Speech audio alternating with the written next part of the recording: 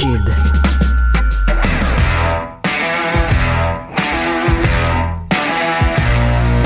Mesdames et messieurs, bonjour, bonsoir et bienvenue à un autre épisode des Antipodes de la lutte.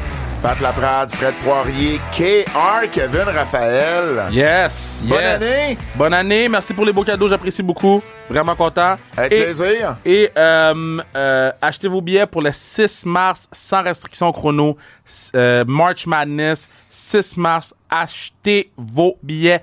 EspaceDiffusion.com. Moose va être là. Donovan Dijak va être là. J'ai une autre surprise qui va être là. Donc, on travaille très, très fort pour vous donner un très bon show. Là, je sais qu'il y a beaucoup de gens qui m'ont dit « Kev, je voulais acheter les billets pour le 24. C'est sold out. Comment je fais pour suivre l'action? » On travaille sur quelque chose pour vous permettre de suivre l'action le 24 janvier. OK? On travaille là-dessus. Je sais pas si ça va être prêt dans 2 semaines, mais si c'est pas prêt dans 2 semaines, ça va être prêt pour le 6 mars. Mais on va s'assurer de mettre le plus de contenu possible sur Instagram pour que vous puissiez suivre les différents storylines qu'on a déjà pour le 24. Mais achetez vos billets dès maintenant pour le 6. La vente de billets se passe bien.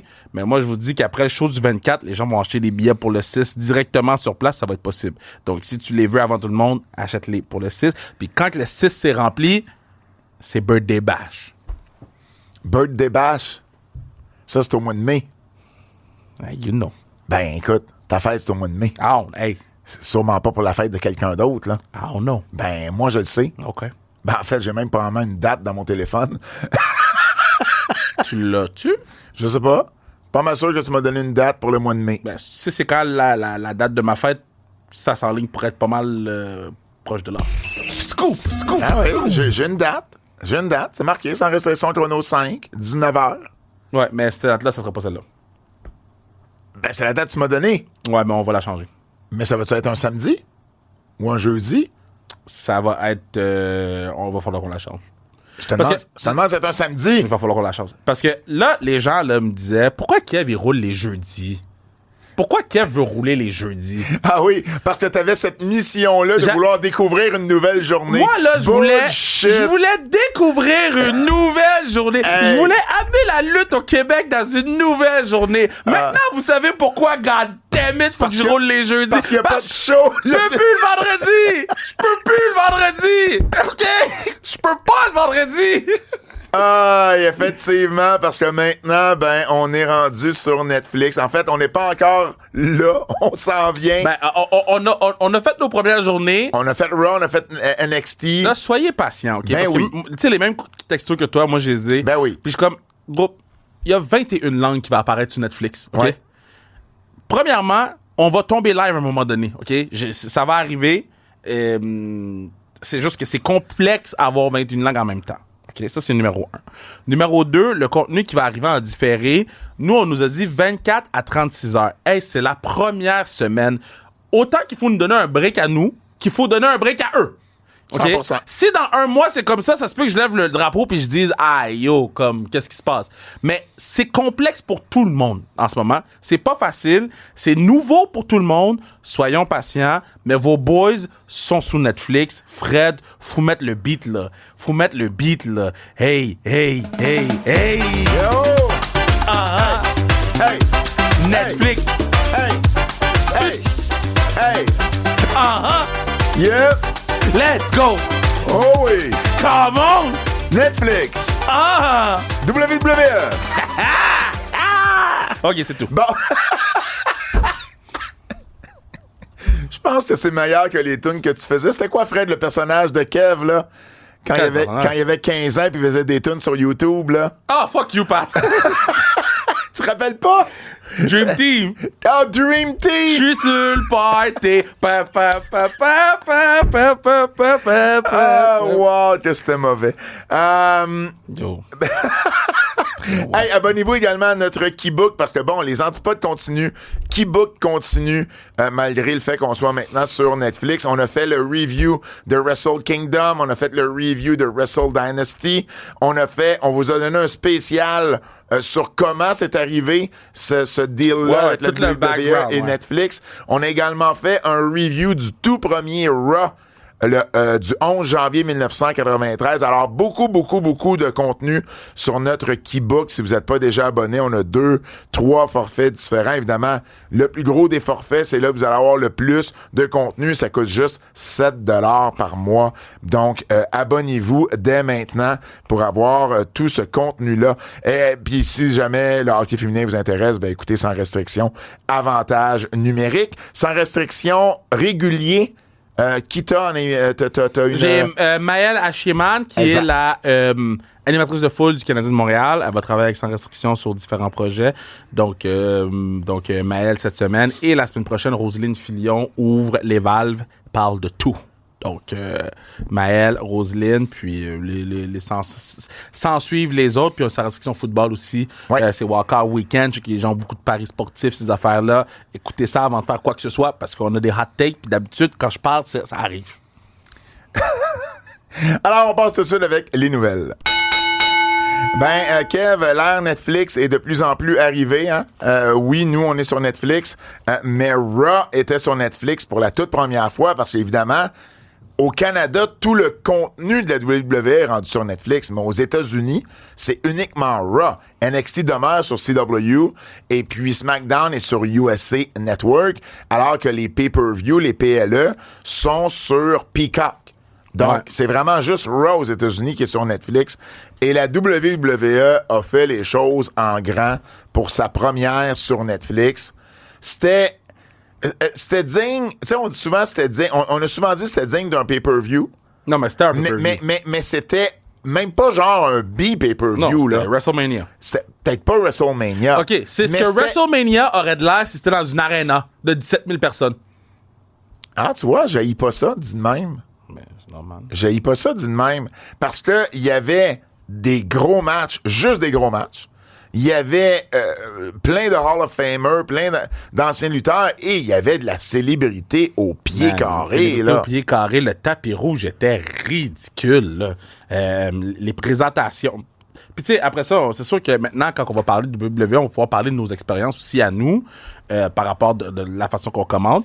Mais Par contre, pensez pas qu'on est dans le secret des dieux maintenant. Là. Mais non, là, C'est faut pas faire le cas, attention, là. On nous dit... On savait pas que Tiffany Stratton allait cash in, là. Non, On exactement. savait pas. Exactement. Fait que tu sais, on n'a pas de scoop sur qu'est-ce qui se passe dans la compagnie. Fait on va continuer à vous donner des nouvelles basées sur ce qu'on lit, basées sur ce qui sort en ligne, mais on n'a pas on n'a pas d'inside différent. Là. Nous, on reçoit le script du show puis on commente, mais c'est tout. Là, on n'est pas dans un meeting On le reçoit avec Papa Paul. Là. À 8h03. Hein? Le script. Le script de NXT a rentré tard hier. oui, J'ai reçu un courriel, j'ai fait... Un, je les ouvre pas. Deux...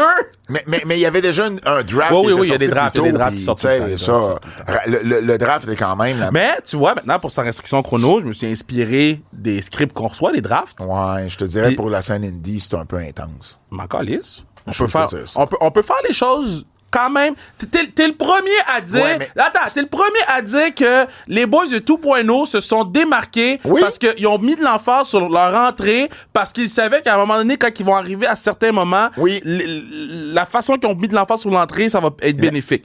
Mais là, Moi, tu me parles d'un script d'une émission de télévision versus un script d'un show tu sais pas, qui est devant 250 personnes. Tu sais pas si ça et peut qui est devenir pas un à la show télé. Mais télévision. tu sais pas si ça peut devenir un show La- télé. La journée qui sera à la télé, tu auras un script. Non, la journée qui sera qui à la ressemblera à télévision, ça. je vais déjà avoir ma pratique de faire des scripts, puis je vais pas arriver, tu sais pas comment faire. Mais je comprends. C'est ça. Mais tu fais un script, mais il faut que quelqu'un soit là pour le rouler, le script. Ben oui, puis ça Bon. va arriver. Bref, il y avait de la vedette. Je vous nomme des noms, là. Ashton Kutcher, Michael Che, Gabriel Iglesias. Voyons. Hater. Quoi ça? Pourquoi je suis hater? T'es un hater, man. Pourquoi? T'es un hater. Continue. Oh, j'ai fâché Kevin. Mais non, je sais même pas comment. Fucking hater. Vanessa Hudgens. Hodges. Dis-le comme il faut. Hudgens. Hodges. Vanessa Hodges. Y a pas de N dans Hodgens. Vanessa Hodges. Je la connais, moi, Vanessa Hodges. C'est High School Musical. We Breaking Free. Exact Efron. Il y a un N. Son nom, c'est Hudgens. C'est Hodges. Mais ça se promène Hodges. Ben, il y a un N. Ça se prononce Hodges. Moi, je vais parier sur le fait que tu le prononces mal depuis toutes ces années-là. Mais je suis un hater. C'est Hodges. Bill Simmons. Si tu prononces comme il faut, Bill Simmons, il y a un N. Ouais. Je le prononce-tu ou c'est Bill Simos? Bill Simmons. Seth Green. Je le prononce-tu le N dans Green? Ou c'est Seth Green? Green, ouais, c'est bon. Macaulay Culkin, il y a un N aussi dans Culkin. Macaulay. C'est Macaulay. C'est Macaulay. Faut que tu mettes l'emphase. Macaulay Culkin. Je peux pas croire que toutes les autres avaient un N. Il y avait Ice Cube Jr., Richard Gadd. Non, c'est pas Ice Cube Jr. son nom?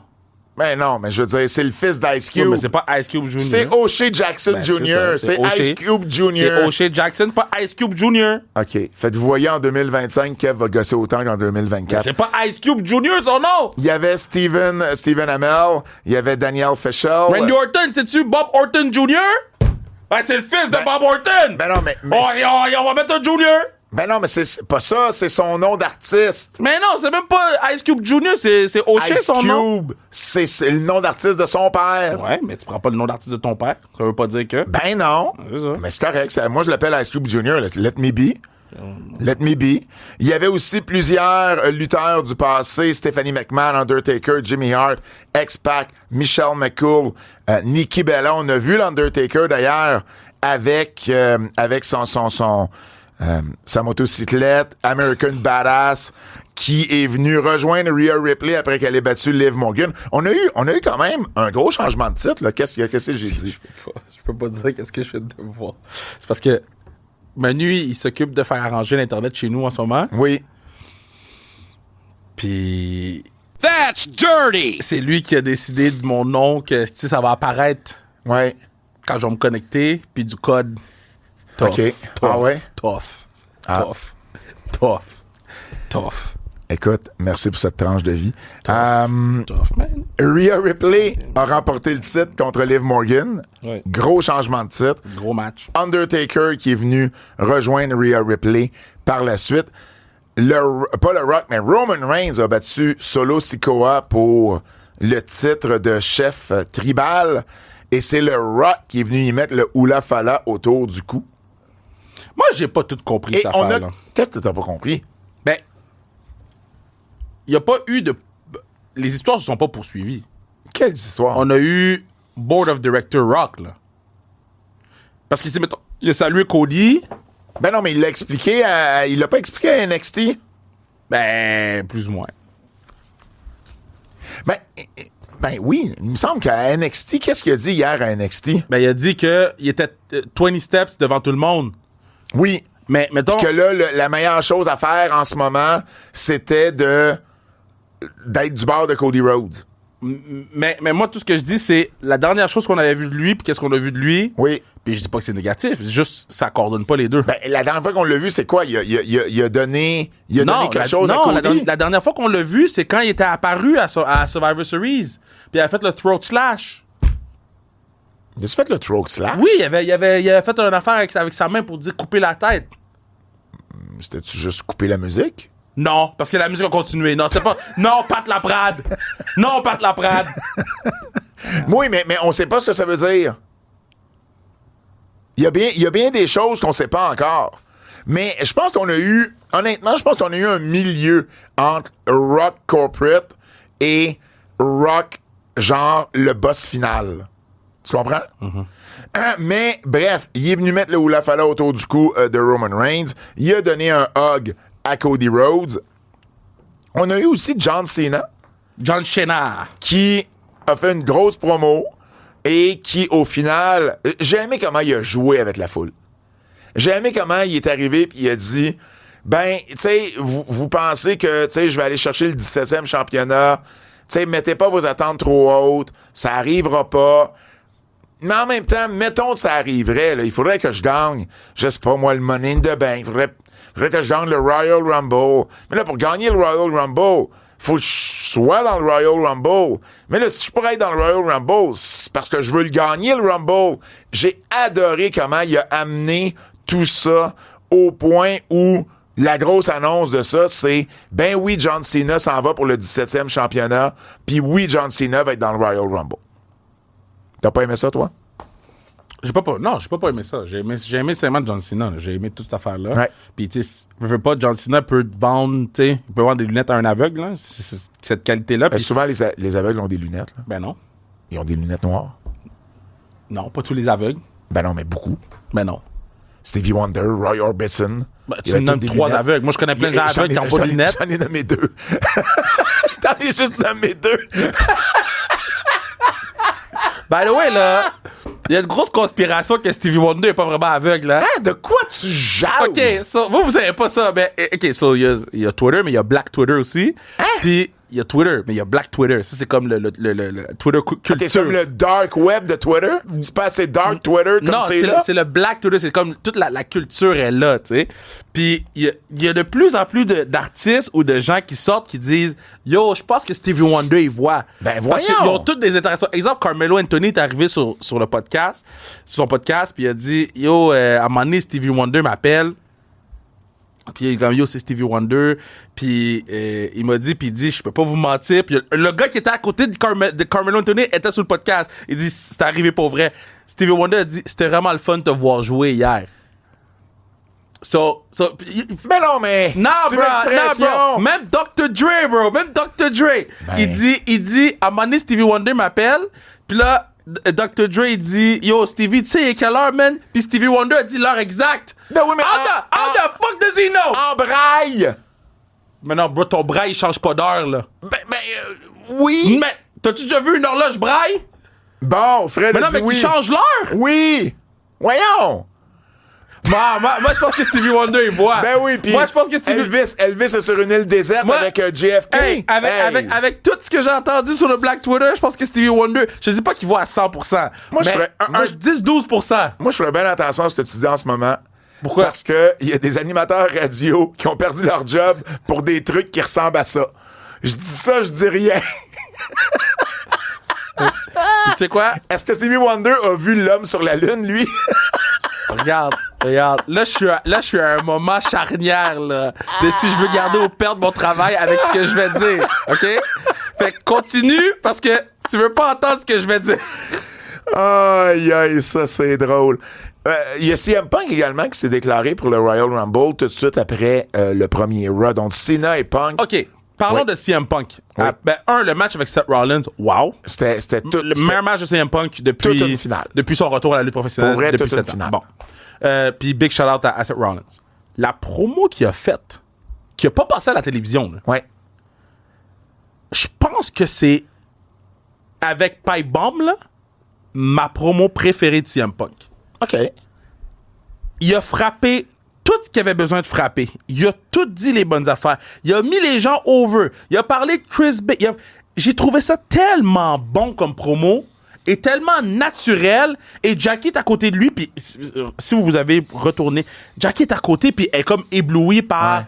Tu sais, lui est arrivé préparé, là. Lui, il a dit, si j'ai une chance de parler au micro, voici ce que je vais dire. Cette promo-là était insane. Bravo. Ça fait du bien. On a eu également Jey Uso qui est sorti avec Travis Scott. C'est quand même pas rien, là. Non, mais il a pas juste sorti avec Travis Scott. Ils ont joué Fiend dans l'aréna, là. Non, mais il a pas juste sorti avec Travis Scott, là. T'as Qu'est-ce pas que vu tu veux qu'est-ce que Travis avait dans la main? Qu'est-ce que tu veux dire? Qu'est-ce qu'il y avait dans la main? Je me souviens plus, là. C'est le Netflix era. J'ai un blanc, là. Travis avait un blunt. Il y avait un quoi? Travis avait de la good dans ses mains. De la quoi? Du good. Un blunt. De la good. Il y avait un joint? J'ai jamais remarqué Je ça. te jure, bro. Je Jamais te remarqué jure. ça. Travis, il descend les escaliers, puis il y a de la good. Puis t'as Jey Uso à côté. Puis dans ma tête, parce que quand on l'a commenté, mon micro marchait dans ce temps-là. Quand on l'a commenté, je regardais, puis j'ai dit, il n'y a pas de la good dans ses mains. Puis ils n'ont jamais zoomé sur Travis Scott. Jamais. Le seul temps qu'ils ont zoomé sur Travis, c'est quand? Quand il s'est assis à la table des commentateurs. Ouais. Ah, OK. Et là, tu vois ce que tu fais, là, Fred vient de nous envoyer un lien YouTube. Is Stevie Wonder really blind? Ah, il y a un micro, il drop un micro puis il ramasse le micro, tu sais, comme s'il le voyait. Merci. Mais non, mais il développe ses autres sens. C'est il quoi? est aveugle depuis C'est longtemps. Spider-Man? Il est Spider-Man? Voyons! Stevie Wonder, c'est Spider-Man? Voyons, vous autres, aujourd'hui! Hey! Hey! Bon, bref. Un autre changement qu'on a vu avec Netflix, Kev, c'est que pour la première fois de l'histoire, le ring, le matelas, a jamais autant eu de commanditaires, de logos. Ça, c'est fou, ça. T'sais, peut-être pas autant que UFC, mais il y en avait beaucoup. Fait qu'il y avait il y avait Fortnite. Yo, moi, j'étais content. J'ai vu Fortnite, j'ai fait « Yeah! » Il y avait Fortnite en plein milieu avec Riyadh Season. Là, Moi, j'étais surpris de pas voir Prime. Pourquoi? Ils sont sur Netflix. Ben oui, mais c'est Ben oui, ça. mais ils sont pas pour donner de la publicité à leurs concurrents. Non, pas Quoi? tough, Qu'est-ce que j'ai pas compris? tough. Ah, Prime, pas Prime Tough, Vidéo. tough, Oui, tough, Prime de Logan tough. Paul. OK, ben là, OK, hey, Tough. donne-moi une chance, là. Tough. Donne-moi une chance, là. Oui, Tough. Prime. Ah, effectivement, par exemple. J'étais surpris. Oui, c'est vrai. Il y avait Netflix, évidemment. Il y avait Cricket, Wireless. Il y avait Snickers. Et il y avait le Real American Beer. Donc, la nouvelle bière de Hulk Hogan, dans laquelle la WWE est aussi un investisseur minoritaire. Donc, le matelas était noir aussi, ce qui est une première. Je trouve ça beau, le matelas noir, donc. Ben moi, je trouve que ça faisait classe. Ça faisait très, très classe. Et les arbitres également avaient des nouveaux uniformes. Ouais. Donc, un genre de chandail gris foncé avec un col noir puis des genres de stripes sur un des côtés avec le logo de la WWE. C'était bien. Il y avait 17 000 personnes au Intuit Dome. Crazy. By the way, le Intuit Dome, là. Oui. Puis je suis beaucoup Steve Ballmer, j'aime beaucoup ce qu'il fait. Puis j'écoute la plupart de ses entrevues, la plupart des podcasts. Yo, il a mis de l'amour dans l'Intuit Dome, ça paraît, c'était son bébé. C'est state of the art, comme ils disent, là. Holy shit, cette arena-là. Ouais, j'ai hâte de le visiter en personne. J'écoute pas de game des Clippers, guys. J'écoute pas les Clippers. Tu sais, je fais quoi d'écouter les Clippers? Ils sont poches. Y a rien d'important dans les Clippers. Quoi? Leonard, tous, ils se brisent le genou. Fait que j'écoute pas les Clippers. Fait que j'ai jamais vu l'arena. Mais man, quand je l'ai vu à Raw, j'ai fait damn, ça c'est for real. Là. Et on a parlé du côté de Paul Lévesque que c'était la plus grosse recette de l'histoire de la WWE dans un arena. Et selon Brandon Thurston de WrestleNomics, on parlerait de plus de 3 millions pour juste cet événement-là, juste Raw. Là. C'est fou, à 17 000 personnes, 3 millions, c'est quand même énorme si c'est le chiffre qui finit par être. Triple H a aussi parlé de la vidéo, du genre de cold open qu'on appelle là, la vidéo d'introduction. Mais ça l'a fait jaser. Là. Ça a fait jaser parce qu'il a utilisé des mots comme heel, babyface, shoot, work. Et moi, j'ai adoré. Moi, j'ai adoré ça aussi. Sa réponse. J'ai adoré qu'il le dise. Et j'ai adoré sa réponse parce qu'il dit mais on n'essaie pas de cacher qui on est et qu'est-ce qu'on fait. Puis c'est des termes qui ont transcendé la business. Exact. Puis ça, c'est tellement vrai. Combien de fois j'ai utilisé le terme heel pour parler d'un individu dans un film ou dans la vraie vie même? Hey, je dis, tu assez heel, lui? Oui, mais attends. Puis ça, c'est un terme, là. Parce que, attends. Parce que moi, mon take là-dessus, c'est... Nous, on l'utilise, c'est une chose, parce qu'on est dans le monde de la lutte. Fait que, Oui. nous, une chose, c'est... Bon. Oui, mais on l'utilise à l'extérieur du monde de la lutte. Pour moi, ça compte pas. Moi, c'est quand j'entends des commentateurs de football utiliser le mot heel. Ah, ouais. Ça transcende. Parce que lui, il a pas d'affaire de dire ces mots-là. C'est pas un gars de lutte. Nous, on est des gars de lutte. C'est sûr qu'on a ces réflexes-là. Lui, il a pas ces réflexes-là et il le fait. So, yeah. Absolument. Raw, pour vrai, ça a été tout un show. Donc, voilà. Si vous n'avez pas eu la chance de l'écouter encore, ben, attendez notre version à nous, puis écoutez-le sur Netflix. NXT a couronné des nouveaux champions.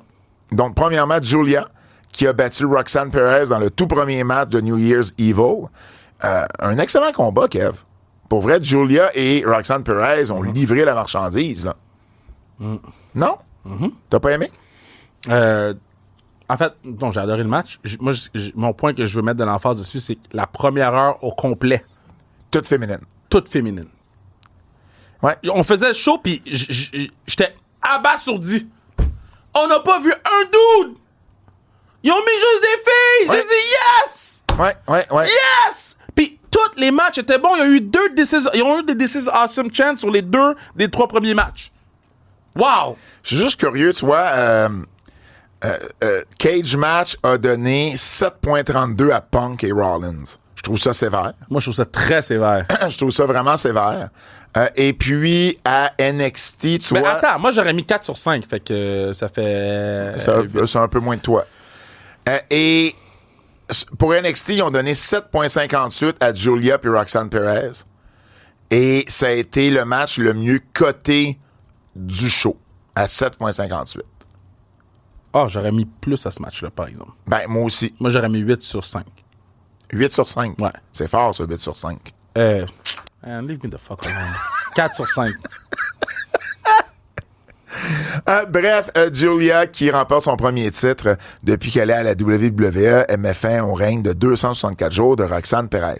On a couronné un champion NXT, Oba Femi, qui a battu Trick Williams et Eddie Thorpe qui est arrivé à la fin. Ça, par contre, j'ai jamais été un fan de ça, que si quelqu'un est annoncé pour un match, parce que c'est un match à plusieurs personnes, il peut arriver n'importe quand dans le match. Mais ils l'ont acknowledge, par exemple, parce que Eddie Thorpe, dans le segment backstage, il a dit... excuse-moi, Eva, elle a dit à Eddie Thorpe, mais ça va rester un triple threat, que tu puisses le faire ou pas, ça va le rester. Fait au moins, ils l'ont acknowledge. Oui, mais pis c'est, je veux dire, là, NXT le fait, mais je veux dire, toutes les compagnies ont fini par faire quelque chose qui ressemblait à ça. Non, Moi, les compagnies, ils acknowledge pas Non, que mais- la boss dit que c'est ça. je comprends, mais moi, c'est pas ça. Moi, mon point, c'est que ça devrait jamais arriver. Si t'es pas là quand la cloche sonne, tu devrais pas avoir le droit d'arriver dans le match plus tard. C'est soit t'es prêt pour le match, ou soit t'es pas prêt pour le match. Pour moi, c'est ça. Il n'y a pas un autre type de sport où il y a une équipe. Je comprends là, que jouer à 3, là, ça se fait pas ailleurs, puis la lutte est peut-être unique dans ce sens-là. Mais moi, mon take, c'est que ça devrait toujours, si t'es pas là pour la cloche. Mais bon, là, c'est pas ça qu'ils ont fait. Eddie Thorpe est arrivé à la toute fin.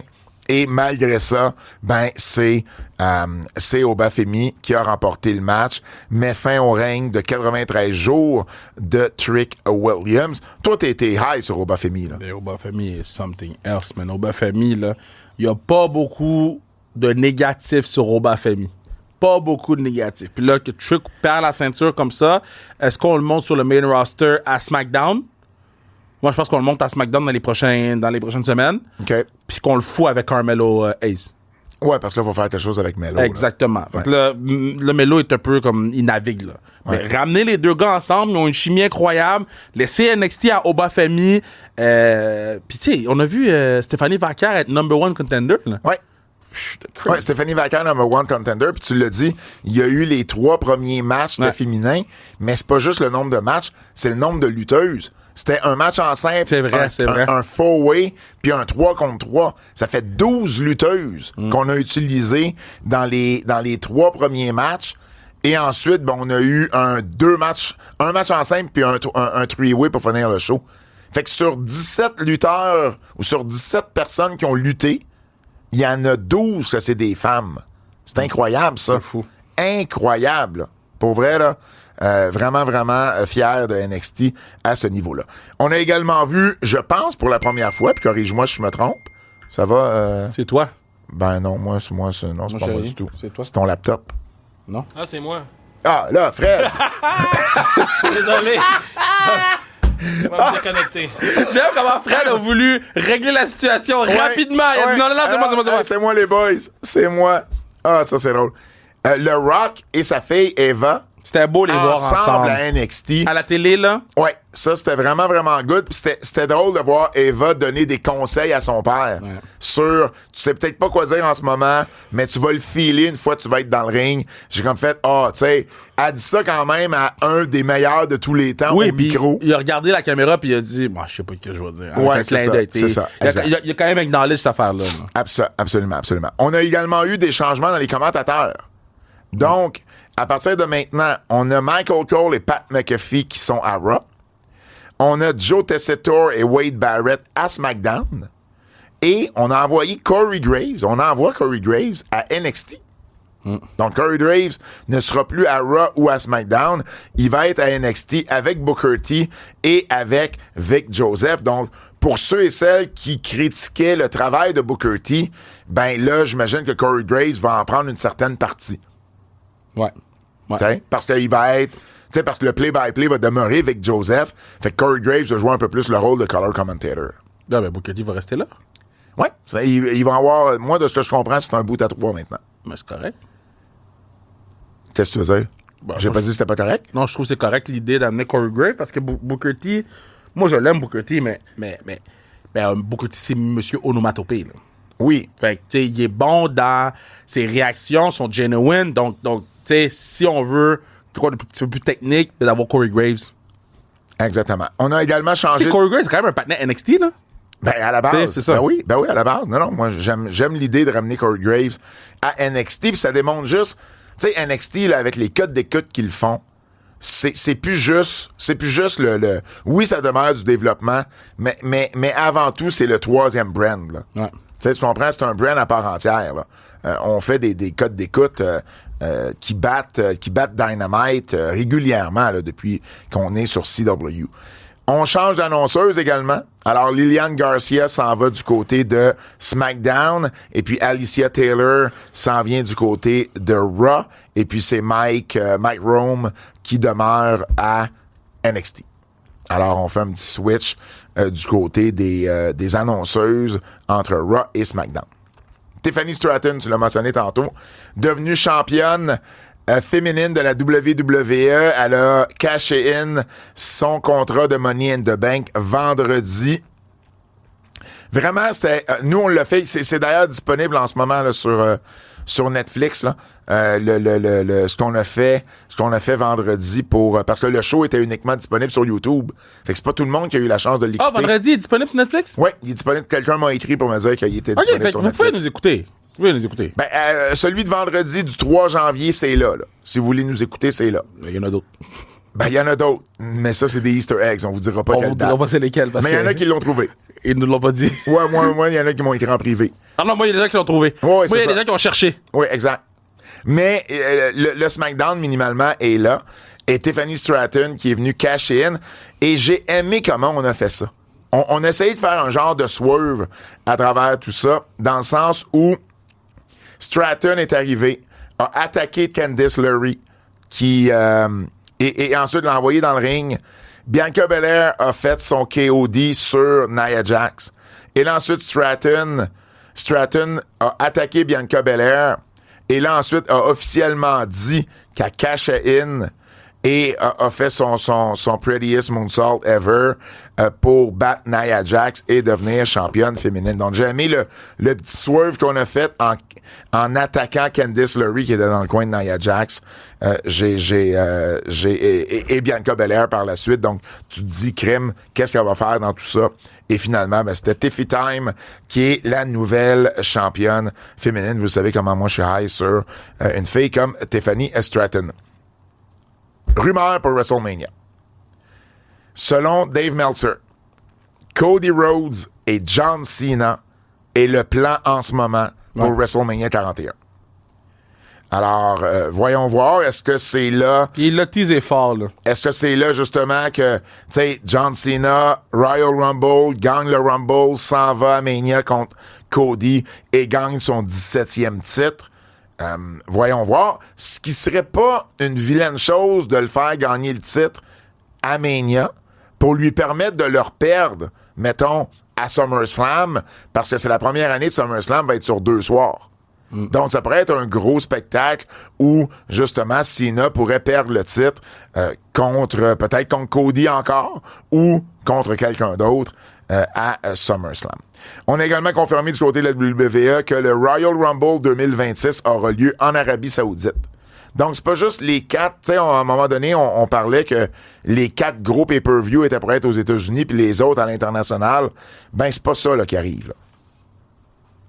Fait que ça veut dire que de voir WrestleMania en Arabie Saoudite, de voir WrestleMania à Londres, ce sont des possibilités réelles. Là. Parce que là, on embarque dans les 4 plus gros. Là. Je suis pas encore certain pour WrestleMania, parce que pour moi, c'est autre chose. Je l'ai dit, j'avais déjà dit. Moi, je suis pas sûr que les Royal Rumble pis cette affaire-là, ça se peut que ce soit fait ailleurs, puis ça va aller ailleurs. Mais WrestleMania, c'est autre chose. Ouais, j'ai hâte de voir. Ouais, ça va être intéressant à suivre, mais janvier 2026, Royal Rumble, c'est la toute première fois qu'il va être à l'extérieur de l'Amérique du Nord. Et la première fois à l'extérieur des États-Unis, tu sais depuis quand? Ouais. Tu sais depuis quand? C'était une question. La première fois depuis les États-Unis. Attends, laisse-moi penser. La seule autre fois que le Royal Rumble n'a pas été aux États-Unis. Laisse-moi penser. C'est la seule autre fois. C'était-tu au Canada, non? Oui. Oui, c'est au Canada, OK. C'était quand? Est-ce que c'était... Non, pas Vancouver. C'était-tu Toronto? Non. Vancouver? Non. C'est pas Toronto ou Vancouver? Non. C'est quand? C'était le tout premier Royal Rumble, 1988, à Hamilton. Au Cops. Non, mais le Cops Coliseum, dans ces années-là, c'était un gros aréna. Non, mais dans il n'y a aucune chance. J'aurais dit Hamilton. Je comprends. Mais pour vrai, le Cops Coliseum, dans les années 80, c'était un gros aréna au Canada. Il y avait eu le Coupe Canada 87. Il y avait eu un match là. Il y avait eu même plus qu'un match, je pense. C'était un gros aréna qui était souvent utilisé. On n'a pas encore la date, par contre, pour le Rumble en Arabie Saoudite. Mais c'est quelque chose, comme on sait, que les Saoudiens essayaient d'avoir depuis un certain temps. Puis il y a eu une évolution dans les événements qu'on a présentés en Arabie Saoudite. Tu sais, pense-y, là, il me semble, il n'y a pas si longtemps, là, on interdisait les femmes de lutter en Arabie Saoudite. Puis là, man, il va y avoir un Rumble. Il va en avoir 30 dans le ring. Imagine. T'sais, oui, ils sont couvertes, mais on arrive à trouver un côté fashion à tout ça. Puis, non seulement ça, j'ai pas de problème avec ça. On leur permet d'être là. Oui, 100%. Je te dis pas que c'est parfait qu'est-ce qui se passe là-bas, mais c'est quand même crazy. Puis on parle de 5 ans de différence, là. Ben, peut-être un petit peu plus, là. 5 ans, c'est 2019, là. Ça a commencé. Cette relation-là a commencé bien avant 2019, là. Bien avant 2019? Ben, en fait, 2018. Je pensais pas que c'était si récent, entre guillemets. C'est quand même récent, là. Puis on vient de commencer 2025. Fait que, ça fait 5 ans, si on veut, là. Ben là, non, là. OK, c'est bon. 6 ans. Je m'ostine pas. 6 ans. Il m'a donné 6. Il y a 2 autres spectacles ou événements de la WWE qui ne continueront plus. Tribute to the Troops. Ça, c'est terminé. Et puis, Level Up, NXT Level Up, également, qui est terminé. Le Tribute to the Troops, c'était quelque chose que Vince McMahon et JBL avaient créé à l'époque, en décembre 2003. Il y a eu des shows sur des bases militaires américaines à l'extérieur. Il y en a eu également aux États-Unis. Alors que Level Up, ben, dans le fond, Level Up, ça va être remplacé par 2 affaires. Ça va être remplacé par LFG, qui est un show de réalité, qui va débuter sur Bully A&E. Ray est un des juges là-dessus. Exactement. Et l'autre show, c'est NXT Evolve, qui est en préparation en ce moment. Le nom Evolve, si ça te dit quelque chose, Kev, c'était la promotion que Gabe Sapolsky avait sur les Indies. Gabe Sapolsky, on sait maintenant qu'il avait de la WWE, qui s'occupe du programme WWE ID. Et là, ben, selon Dave Meltzer, c'est la prochaine chose qu'on va avoir. C'est une promotion qui s'appelle, ou une émission plutôt, qui s'appelle NXT Evolve et qui va un peu remplacer le Level Up, qui va permettre à du talent d'NXT d'avoir du TV time, principalement pour ceux et celles qui ne sont pas sur les shows hebdomadaires d'NXT. C'est correct, ça en prend ça aussi, parce que il y en a là, du monde à NXT, là. Ils sont pas juste 30, là. Donc, voilà, on sait pas encore on n'a pas de détails là-dessus. Est-ce que, par exemple, NXT Evolve pourrait avoir du talent de WWE ID? C'est pas impossible, ça non plus. Peut-être. C'est pas impossible, ça non plus. Changeons de promotion. Durant le temps des fêtes, TNA a annoncé qu'il serait sur Sportsnet Canada. Ouais. À partir de janvier. Donc, c'est déjà commencé. Ils ont mis un show pre-tape. Oui, mais c'est le 2 janvier. Il était pas pour taper, genre, durant le temps des fêtes. Non, mais ils savaient pas qu'ils allaient être là-dessus. Ben, là, on ne sait pas. Peut-être que le deal s'est fait à la dernière minute. Je te dis juste, c'était un show pre-tape. Ouais, je comprends. Ils savaient pas que le deal soit fait de dernière minute ou pas, à la fin de la journée, la première fois qu'on était sur Sportsnet, c'est un show pre-tape qui a jamais acknowledge Sportsnet. C'est tout ce que je dis. Je comprends. Je te dis pas que c'est pas nice que sur Sportsnet. Mais... Je comprends. Pour la rentrée, c'est peut-être pas ce qu'il aurait souhaité. Mais en bout de ligne, c'est quand même une bonne nouvelle pour le produit de TNA, parce qu'au Canada, ils ont jamais eu cette exposure-là depuis longtemps, là. En fait, je me demande même si En fait, faut remonter à quoi? Faut remonter... c'était quoi le poste qui était aux États-Unis, là? Pourquoi j'ai un blanc? Raw était là-dessus, là, un bout de temps, là. Ça commence par S. Spike TV. Spike TV. Et TNA ont été sur Spike TV. Oui, moi, c'est là que je l'écoutais. Et c'est le plus gros deal de télé que TNA a eu depuis Spike TV. Ouais. Sportsnet, c'est quand même gros, là. Oui, c'est gros. C'est pour ça que je te dis. C'est exactement pour ça mon... Ouais. Donc, voilà. Donc, pour les amateurs de lutte, maintenant, TNA est disponible sur Sportsnet. Adam Copeland. Adam Copeland est revenu à AEW. C'est Copeland ou Cope? Et là, il s'appelle Cope. Ben, laisse-le tranquille. Non, je laisserai pas tranquille. Pourquoi? C'est pas beau, Cope. Non, mais attends. Ben, Edge, c'était pas beau non plus, puis il a réussi à s'en sortir. Puis c'est pas la même chose. Ben oui, c'est la même chose. Le raisonnement qu'il a donné, c'est plus facile à crier des noms courts comme ça, comme Edge ou comme Cope, que Copeland. Lui, c'est ça son raisonnement. C'est comme ça qu'il a toujours pensé. Comme mettons, dans le chant « Let's go, Copeland ». Moi, je te dis pas qu'il a raison ou pas! Je te dis c'est quoi son raisonnement!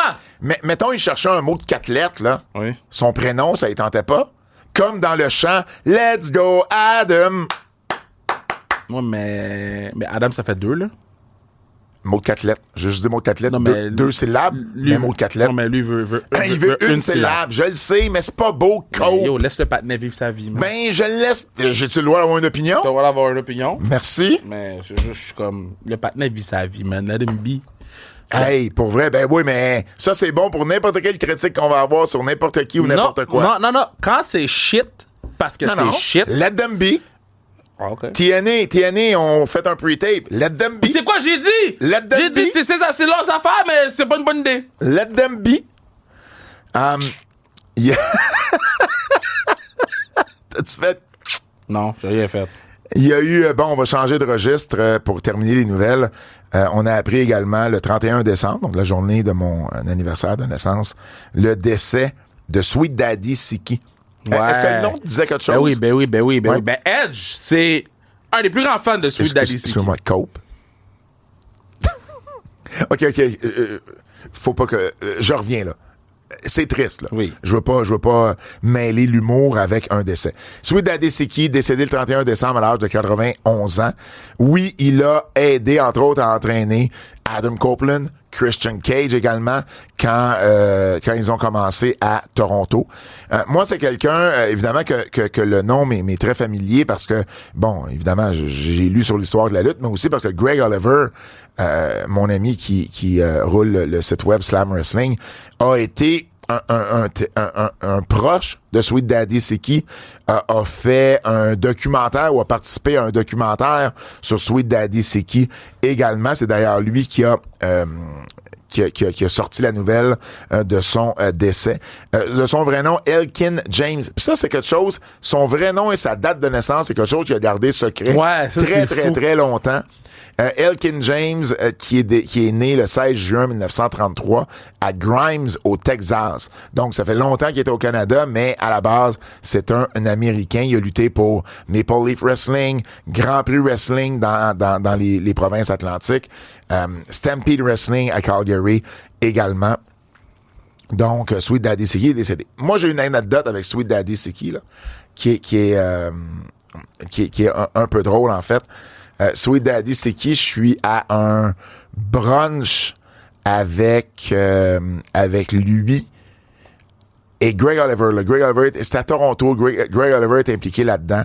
Et Sweet Daddy Siki, quand il parlait, on l'entendait pas nécessairement super bien tout le temps quand il parlait. Et là, à un moment donné, attends une minute. Je vais me garder cette anecdote-là pour une prochaine fois. Je suis en train de me demander si je parle de la bonne personne. OK. Mais j'ai rencontré Sweet Daddy Siki. Mais là, l'anecdote que j'allais dire... Il était DJ à Toronto dans un club. Ah oui? Ouais. Ça, je savais même pas ça. Ouais, jusqu'à il y a 2 ans, là. Il était DJ.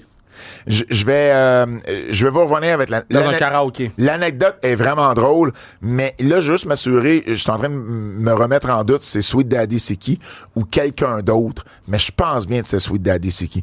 Au pire, je vous garde ça pour la semaine prochaine. Il y a eu 2 autres décès également, juste mentionnés quand même dans le temps des fêtes. Rey Mysterio Senior, l'oncle de Rey Mysterio, celui qui l'a entraîné, qui est décédé au jeune âge de 66 ans. Et il y a Jax Dane, qui a été champion de la NWA tout récemment, qui est décédé encore plus jeune. Et ça me frappe, là. Moi, je viens d'avoir 48 ans, là, le 31 décembre. Jax Dane est décédé le jour de Noël à l'âge de 48 ans. Crazy, t'es vieux. Ouais. Non, mais non, je suis pas vieux. C'est plutôt Jax Dane qui est vraiment décédé à un jeune âge. T'as raison. C'est quand même assez fou, des complications là, d'une crise de cœur qu'il a fait. Donc, voilà les récents décès dans le monde de la lutte professionnelle. Si vous voulez avoir plus de nouvelles, ça se passe du côté de nos nouvelles en extra sur notre Patreon, exclusivement sur notre Patreon Keybook. Les nouvelles en extra sur Keybook. Cette semaine, on vous parle de signature à la TNA à AEW. On vous parle de nouvelles du Japon. On vous parle du rock. On vous parle de l'infirmerie parce qu'il y a beaucoup de blessés, comme ça arrive souvent ou comme c'est arrivé souvent en 2024. Et bien plus, les nouvelles en extra disponibles exclusivement sur notre Patreon Keybook. Abonnez-vous dès maintenant.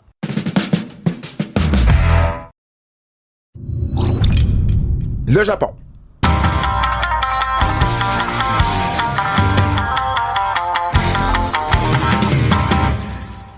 Kev, faut parler du Japon parce qu'il y a eu 2 gros shows au Japon durant, au tout début de l'année, les 4 et 5 janvier. Si vous voulez avoir une revue plus complète, évidemment, allez sur notre Keybook. On a fait ça autant pour Wrestle Kingdom que pour Wrestle Dynasty. Si j'avais à te demander de Wrestle Kingdom, ton top 3 des meilleurs matchs à Wrestle Kingdom. Pour Wrestle Kingdom? Attends. Parce que Wrestle Kingdom, ça... Numéro 1, c'est le match de nos girls, Mayu, Iwatani et Azumi. Ouais. Fait que ça, je te mettrais ça numéro 1. Je mettrais Shingo Takagi face à Konosuke Takeshita, numéro 2, 5 sur 5. Et le numéro 3, je mettrais... Le numéro 3... Mais moi, le numéro 3, je suis d'accord avec ton numéro 1 et 2. Et puis, moi, mon numéro 3, ce serait le match à David Finlay. Moi, je l'ai adoré avec Yota Tsuji. Tu sais quoi? Moi, numéro 3, je vais mettre Tanahashi puis ma guy... Evil? Shibat. Ah non, ça, c'est... non. Ça, c'est Ça, le lendemain. c'est Wrestle Excuse-moi. Parce que selon Cage Match, là, C'est ça. C'est le troisième, ça va être Tsuji contre David Finlay. selon Cage Match, les 3 meilleurs matchs ont été Tsuji Finlay numéro 1 avec 8.48, Takeshita avec Takagi 8.18 et ensuite Iwatani et Azumi 7.87. Donc voilà.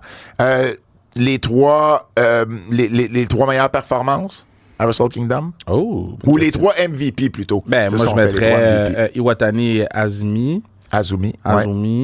Moi, j'ai mis 0 sur 5 à Ivo et Tanahashi. Là, c'était hot garbage.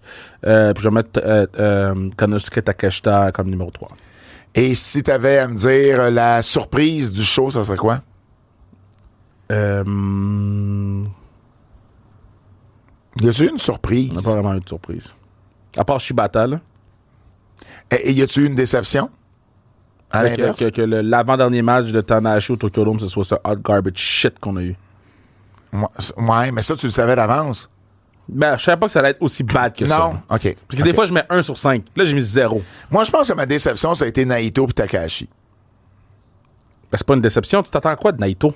Je m'attendais à un meilleur match. De Naito? Avec Takahashi, C'est quand il a fait un meilleur match, Naito? Je sais pas. En simple? Avec Takahashi, je m'attendais Arrêtez, peut-être là. un peu plus. Il y a eu plusieurs... T'as qu'il y a une autre éclipse? Éventuellement, il va en avoir une, là. Il y a eu plusieurs changements de titre également à Wrestle Kingdom, là, rapidement. Robbie Eagles et Fujita sont devenus les champions Junior Heavyweight par équipe. Il y a également eu El Fantasmo qui a battu Ren Narita et Jeff Cobb et Ryohei Owa pour remporter le titre New Japan de la télévision. Takeshita, dans sa victoire contre Takaki, a gardé son titre international et a remporté le titre Never Openweight. El Desperado a battu Douki pour garder... mais tu vois, dans ma surprise, là, Moi, ma surprise, c'est le gars qui a accompagné Dookie. Tu sais, le gars là, avec les cheveux longs, blancs, l'acteur. Là. Ben, c'était pas une surprise, c'était C'était pas annoncé. Ben. C'était pas annoncé, puis moi, j'ai été agréablement surpris de connaître ou de découvrir ce personnage-là. Okay. Ça a été un de mes points forts du show. Desperado a battu Dookie pour remporter le titre Junior Heavyweight. Et finalement, Tsuji a battu David Finlay pour remporter le titre New Japan IWGP Global. Du côté de Wrestle Dynasty, on va juste faire 3 meilleurs matchs pour Dynasty parce qu'après ça, on a quelqu'un qui va nous en parler davantage. Mais Wrestle Dynasty, tes 3 meilleurs matchs, Kev. Attends, je vais te donner ceux de... Ah non, vas-y, c'était les autres tout de suite donner. Wrestle Dynasty. Je vais donner ceux de Cage Match pendant que tu cherches. Omega Gabe Kidd. Hey, c'est rendu 9.66. J'ai rarement vu une note aussi haute. OK, là, je vais juste faire même pas mon meilleur culpa, là, parce que je suis allé réécouter le match. OK. Et parce que moi, j'ai mis 4 sur 5 à cause qu'ils n'ont pas respecté les règlements. Oui. OK? Quelqu'un m'a dit, le commentateur a dit que c'était un no DQ. OK? Puis, premièrement, ils l'ont dit seulement une fois. OK? Mais ils l'ont dit. Attends, ça n'a pas été... Avant le match, c'était pas un no DQ. Ouais. Quand il arrive dans le ring, c'est pas un ODQ. Ça a été annoncé par les commentateurs que c'est devenu un ODQ, mais il y a personne qui l'a dit à personne, là. Fait que, mettons, si je manque cette ligne-là de Walker Stewart. Mais l'autre affaire aussi, c'est que l'arbitre, Bryce Ramsburg, a été sonné à un moment donné par un move, là. Il a pris un move puis il a été au sol pendant longtemps. Fait que la longue période où les deux se battent, pas au début, mais plus loin dans le match, il y a eu un saut du 3e câble à l'extérieur d'un des deux. Ramsburg fait partie de ceux qui reçoivent ce coup-là. Et là, les deux se battent à l'extérieur pendant genre 10 minutes. Mais tout ce temps-là, Ramsburg est à terre en train de voir le move. Most of the time, Ramsburg aurait pu coller le match. Mais c'est quand même la plus grosse séquence qu'ils ont eue à l'extérieur. Je suis d'accord avec toi. Non, la première, c'est la plus longue. La deuxième, c'est quand il se blade Omega. Mais en tout cas, il a été là longtemps, puis les gars, ils en ont profité, puis ils ont été à l'extérieur. Par contre, je suis d'accord avec toi, parce que moi aussi, après qu'on ait fait le keybook, je suis retourné voir des séquences. C'est vrai que Ramsburg ne compte pas. Il descend, il leur demande de revenir dans le ring, mais il compte pas souvent, ou même peut-être jamais, ou très, très peu. Mais il est présent, mais il leur demande de revenir dans le ring. Mais c'est pas ça la job. La job, c'est censé être de compter. Par contre, maintenant, si lui, son instruction, c'est un ODQ, ben ça, là, il agit correctement. Maintenant, ben là, t'as raison. Il aurait pu nous l'annoncer, il aurait pu nous le mettre dans un graphique, et non pas juste une ligne par Walker Stewart. Oui, ça poche.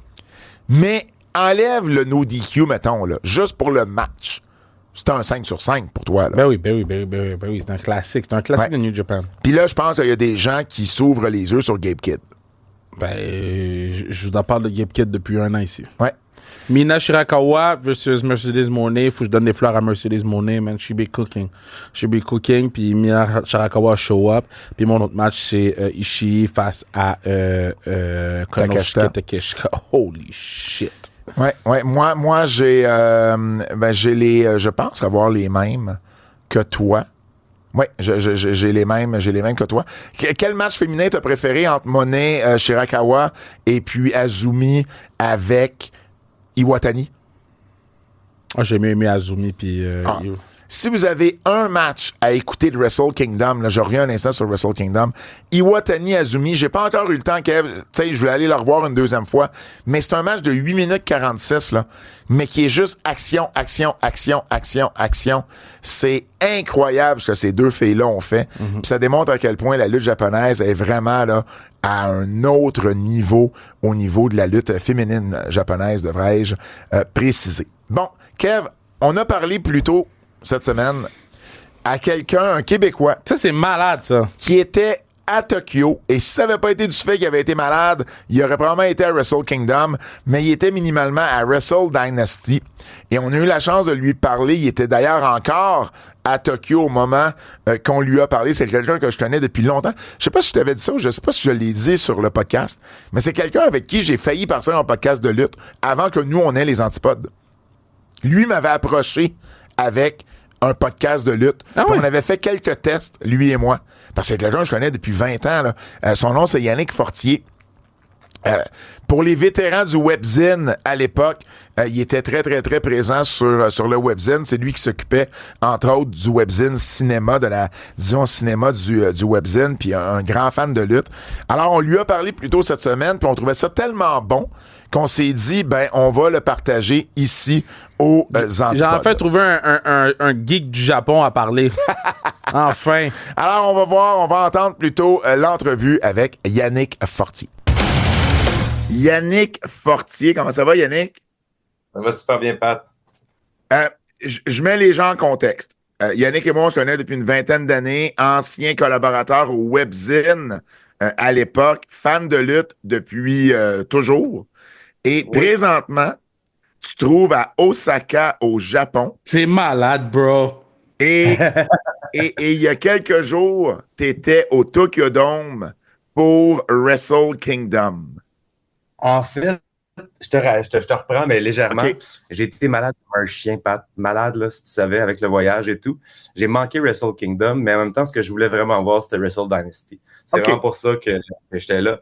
Wrestle Dynasty, c'est là que Kenny Omega avait son match. Kenny Omega, c'est le lutteur que j'aime le plus depuis peut-être Shawn Michaels. Là, quand j'étais jeune, c'est vraiment là-dessus que j'ai accroché facilement. Là. Fait que moi, quand j'ai booké mon show, je savais pas qu'il revenait là, dans ma tête. Il était à l'article de la mort. Kenny Omega revenait peut-être jamais lutter. On savait pas ce qui se passait avec lui. Puis là, paf, il annonce le combat avec Gabe Kidd que, honnêtement, je connaissais très peu. Puis finalement, écoutez, c'est peut-être le meilleur match de lutte que j'ai vu de ma vie. En tout cas, live, c'est certain, mais probablement le meilleur que j'ai vu de ma vie. Premièrement, juste te dire, là, moi, dans la vie, je fais beaucoup de réalisations, mais une qui me reste sur mon bucket list, c'est ce que tu fais en ce moment. Tu sais, d'être au Japon, d'être à Tokyo, là, t'es rendu à Osaka, this is crazy. Là. C'est vraiment genre un bucket list pour moi de faire ça. Donc, que tu le vives, je trouve ça vraiment nice. Parle-moi un peu de ton expérience je présume que tu as vu des shows au Québec de lutte. Ah oui. Ça se compare comment tout ce qui est rentré dans l'arena, tout ce qui est s'installer, tout le décorum du Japon à comparer à comment on fait ça ici? Ben, comme ben des affaires, c'est un peu moins glorieux qu'on l'imagine. Je ne veux pas trop m'attarder sur les détails, là, mais moi, c'est depuis que je suis au Québec que je me dis qu'il ne faut pas que je manque ça. Il ne faut pas que je manque Kenny Omega. Comment je fais? Je vais tout sur les forums que je peux. J'avais des contacts aussi avec qui j'échange souvent sur de la lutte. Il m'avait dit, casse-toi pas la tête, le stade sera pas plein, c'est bien correct, mais quand même, je voulais mes billets. Fait qu'en arrivant ici, la première chose que j'ai faite, c'est que je me suis informé. On m'a dit que je devais aller au New Japan Store. Il y a un magasin là, avec la merch.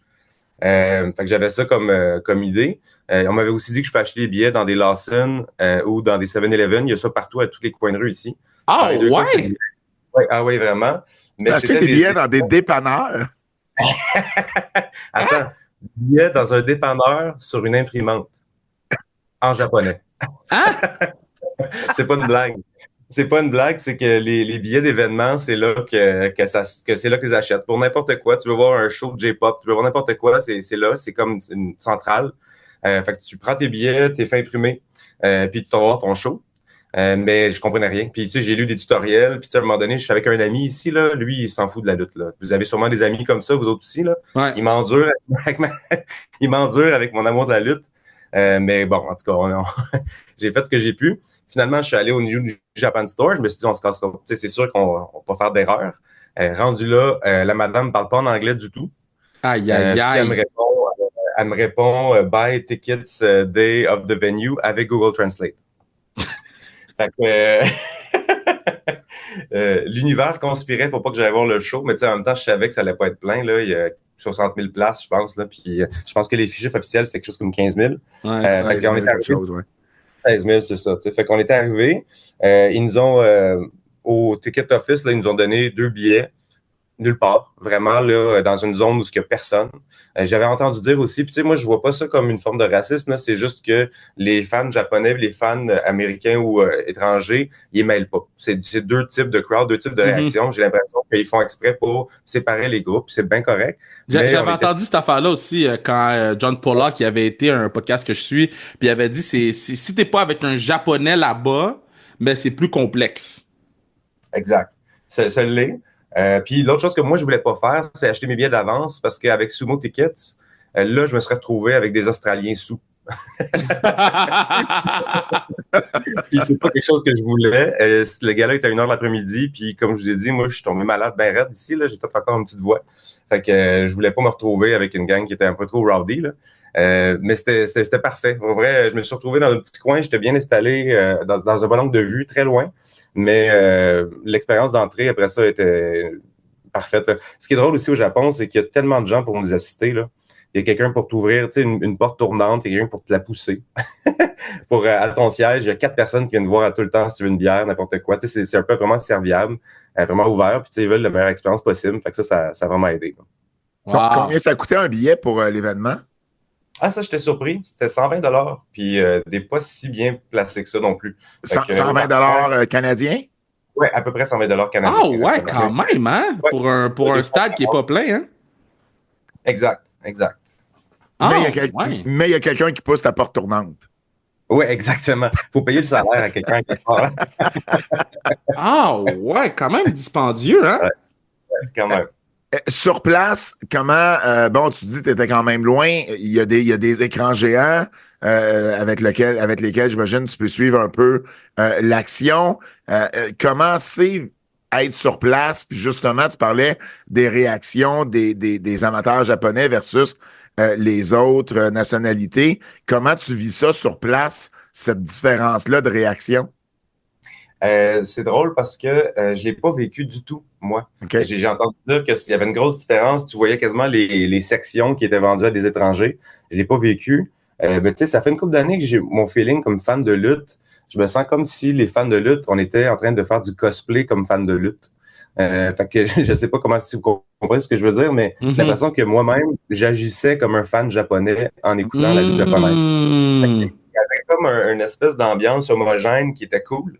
Mais en même temps, la lutte japonaise, là, c'est des réactions viscérales. T'sais. C'est vraiment là, t'as un move qui t'impressionne, tu fais oh, c'est ça qu'on fait. C'est juste que t'as le goût de l'exprimer dans un gala comme ça. Puis c'est des fans aussi qui ont moins envie de se mettre over, là, qui ont moins envie de se mettre de l'avant, puis se faire voir. T'sais. Exactement. Puis la foule, il me semble, sauf erreur, là, il me semble que la New Japan filme très rarement la foule de fans, à part quand ils pleurent ou quand il y a des émotions fortes. Fait que, c'est pas ça l'objectif. L'objectif, c'est vraiment d'aimer le spectacle. Fait que j'ai pas tellement vu cette expression-là de fans étrangers là, qui était un peu, je peux dire, inappropriée ou qui détonnait avec le reste. Là. Quand t'es... parle-moi un peu, là, parce que t'as dit que t'es un fan de Kenny Omega. Et tu sais, New Japan, il n'y a pas de promo entre les matchs. C'est vraiment un match après l'autre, puis il n'y a pas d'attente. Ouais. Là, tu savais que Kenny Omega, ça venait vers la fin. Est-ce que tu trouvais un peu le show... Est-ce que tu trouvais qu'il y avait des longueurs au show, vu qu'il n'y a pas vraiment d'entertainment entre les matchs? Ouais, c'est vraiment une bonne question, parce qu'encore, moi, j'avais aussi l'expérience d'un non-fan à côté de moi qui avait jamais vu de la New Japan, qui avait jamais vu de la lutte japonaise. J'avais vraiment peur, j'étais un petit peu anxieux que lui, il trouve ça plate. C'est un gars-là de 4 heures quasiment aussi. Puis, il faut aussi dire que Jack Perry puis Tsuji, c'était le match qui précédait. Puis il a vraiment donné la foule, mais complètement donné la foule. Là. Ça fonctionne pas. Là. Fait que oui, il y avait un petit moment de down, mais tu sais, si je peux reculer la carte un petit peu avant de répondre à ta question, ça a vraiment bien commencé. Là. Le match de Lucha était vraiment animé. Il y a eu un super bon match entre les noms m'échappent, David Finlay puis Brody King. Ça a levé dans l'aréna, ça? J'en reviens pas. Ouais, exactement. Ton Dieu! Ah, j'ai manqué vos prédictions par rapport à ça. Non, mais c'est parce que moi, ce match-là, qu'est-ce que j'ai dit sur notre Patreon, c'est que il faisait rien pour moi, ce match-là, dans le sens que on dirait que c'était un match qui était juste là. Puis, tu sais, j'écoutais un autre podcast, puis la personne a dit un peu la même chose que moi, que les gens, ils savaient pas trop c'était qui Brody King, ou ils savaient pas trop qu'est-ce qui se passait, ou ils savaient pas trop non plus si David Finlay, c'était un babyface ou un heel, parce que il luttait comme un babyface, mais la veille, on l'a vu comme un heel. Fait que c'était plus tout ce mélange-là qui rendait les choses compliquées pour les fans. Mais là, si tu me dis que ça a levé. Ben, ça a levé. Je pense qu'il vient de s'acheter une personnalité aussi, là, David Finlay. Je sais pas si tu l'as trouvé. Ça a pris des années, là, mais ça vient tout juste d'arriver. Au 7-Eleven. sur un imprimante. Mais Brody King, il fait tout ce qu'il faut. Là. Je veux dire, il est vraiment impressionnant. Il y a le type aussi, je veux dire, il s'appelle Brody, fait que au Japon, ça pogne. Là. Mais il y a le type de shape, le type de charisme aussi qu'il aime bien. Moi, ce match-là vraiment impressionné. Fait que, quand je pensais que ça allait donner, ça a remonté. Shota Umino, c'était le match suivant. Shota Umino est over. Là, je veux dire, Told you! Mais ils sont pas prêts. C'est ça l'affaire. Je sais pas si ça se traduit tant que ça à la télévision. Mais ils sont pas prêts avec lui. Ils l'ont mis dans le main event la veille. Je l'ai écouté le match. Il était bon. Je l'ai trouvé excellent. Mais c'est une affaire c'est comme Naito il y a une couple d'années. Ça prend du temps avec un lutteur comme ça s'installe. Fait qu'en tout cas, la séquence est excellente. Puis là, après, on s'entend, c'était Takeshita et Ishii. Mais Yannick, juste revenir une chose sur Umino. Ouais. C'est-tu moi où live, après le combat, il s'est fait huer? Tu l'as-tu senti, ça? J'ai pas ce souvenir-là. Sincèrement, j'ai pas eu ce souvenir-là. Mais tu sais, il fait du pandering en bon français. Là, il essaie vraiment. Là. Il essaie vraiment, mais je pense que là, ça va être ça l'histoire. Ils ont fait la même chose avec Okada il y a une couple d'années. Il y a une soirée où il est sorti, il a perdu le combat, puis il pleurait tout le long dans la foule vers le backstage. Je pense qu'ils veulent le faire vivre un struggle. C'est ça un petit peu l'histoire. Fait que si l'ont eu, ça me surprendrait pas, mais je pense que ça fait un peu partie de l'histoire. C'était vraiment bon. Là, mais tous ces matchs-là, puis j'ai skippé, là, je sais pas, je voulais pas faire la carte au complet, je sais pas combien de temps que vous avez, mais Tanahashi, Shibata, c'était juste des réactions incroyables. Là.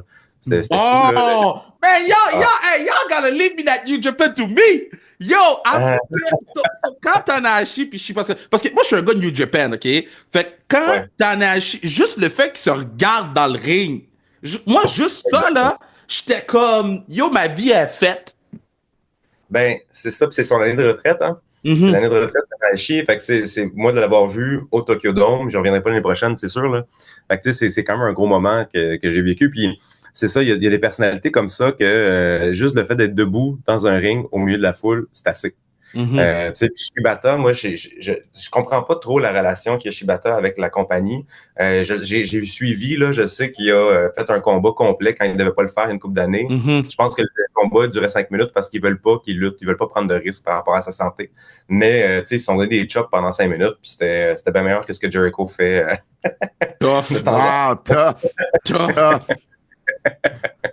Mais tu sais, on a vu de toute façon pendant le match de Kenny Omega puis Gabe Kidd s'assoit, se croise les bras, puis la foule, c'était une des plus grosses réactions qu'il y a eu pendant le combat. Là. Shibata, il y a une légende là-bas. Là. Fait que, tu sais, entre les deux, c'était un beau moment. Là. Vraiment, c'était très cool.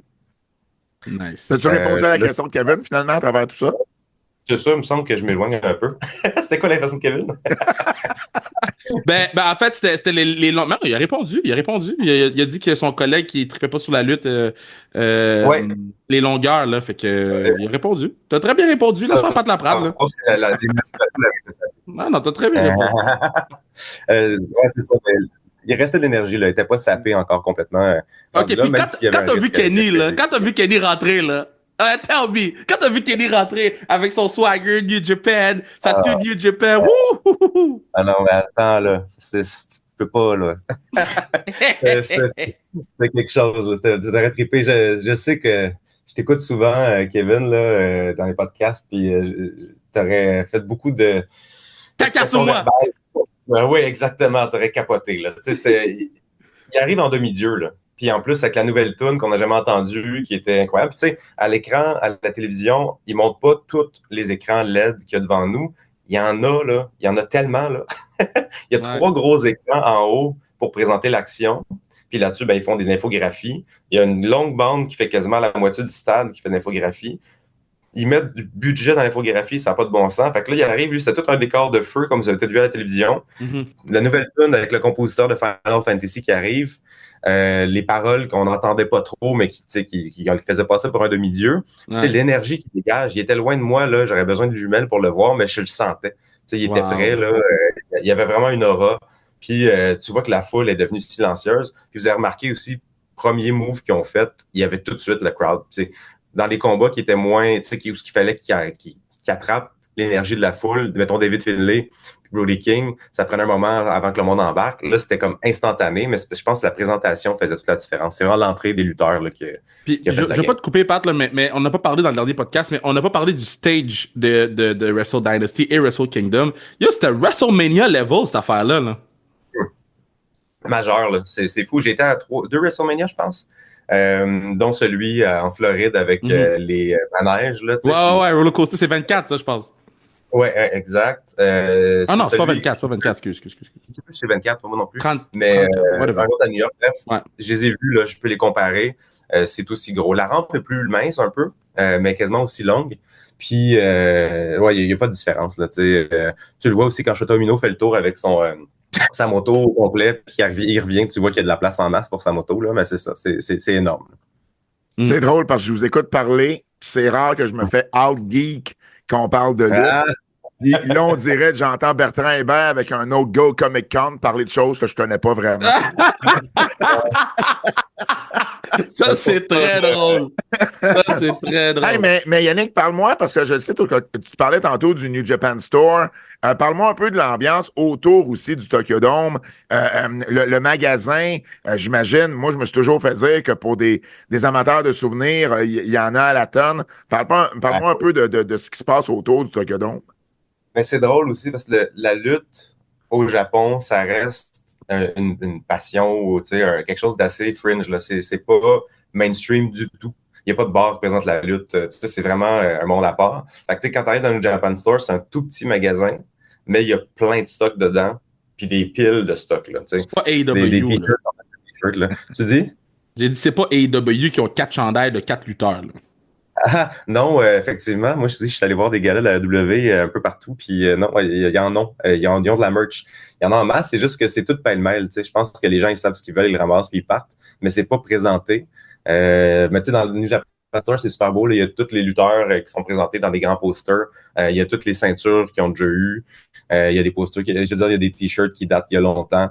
Ils ont du stock. Là. Mais c'est sûr qu'on est dans leur turf. Là, on est à la maison. Là, fait que c'est sûr qu'ils ont plus de stock. Puis même chose, quand tu arrives dans l'aréna, il n'y a pas de table de merch dans l'aréna, mais à l'extérieur, il y a une grande tente qui est installée avec plein de tables, plein de contenu. Est-ce que tu as eu le temps, peut-être que non, mais est-ce que tu as eu le temps de frapper un Ribéry Steakhouse? J'hésite encore. Là, je suis avec un ami végétarien. Ah, tough. C'est fini. Tu iras pas. Mais, mon frère, là, pour l'anecdote, Kevin, je sais pas si tu savais, moi, ma compagnie de web s'appelle Atemi. Je suis pas une plug en passant, je cherche pas de contrat. Non, shoot-le, je m'en fous. Je suis un fan de lutte, puis mon frère qui est owner avec moi de la compagnie vient me rejoindre à Tokyo pour la fin du voyage. Puis je pense que ça va être obligatoire. C'est juste que ça va être dur pour moi de ne pas pouvoir avoir le fameux jacket. Là. Je ne ferai pas la demande, je ne suis pas lutteur. Mais tant qu'à aller Dude, je veux vraiment...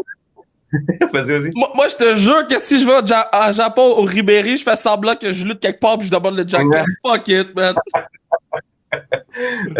Moi, ce que je veux vraiment, c'est le tracksuit de New Japan. Tu sais, tous ceux qui aident sur le bord du ring, là. Ouais. Ça, j'aimerais ça. Puis j'ai vu un blanc avec, que j'ai jamais trouvé, je sais pas ce qu'il l'a acheté. Peut-être que c'est juste un young boy, là, mais c'est ça que je veux. T'as vu un gaijin, t'as dit si tu lui peux, moi je peux! Exactement. J'aimerais tellement comprendre les référents des 5 dernières minutes. Yannick. Et puis on s'excuse même pas en plus, là. Excusez-vous pas. C'est intéressant, vous écoutez parler. Je suis comme un auditeur en ce moment. Dis-moi, Yannick, t'es à Tokyo, t'es au Japon jusqu'à quand, là? Jusqu'au 21 janvier. Ça se peut que j'aille voir la DDT le 18 janvier. Oh, tu me diras, c'était comment? Ouais, j'ai vraiment hâte de voir à quoi ça ressemble. Je vais aller voir une coupe de shows, je vais essayer de porter du nightlife, là. Ici, chez Asaka, il y a un hôtel où il y a des bars à chaque étage, fait que ça se peut que j'aille faire un tour là aussi. Tu sais, il y a tellement d'affaires qui se passent ici, là. Mais DDT, je pense que ça fait partie de ma liste. J'aimerais vraiment ça. Yo, si tu vas à DDT, il faut que tu come back sur le podcast pour en parler, parce que yo, DDT, là, on dirait que ça devient un peu une carte cachée. Noah aussi, là, tu sais, Oma, ça a été à Noah cette semaine, là. Puis, yo, Noah est en train de come up, là.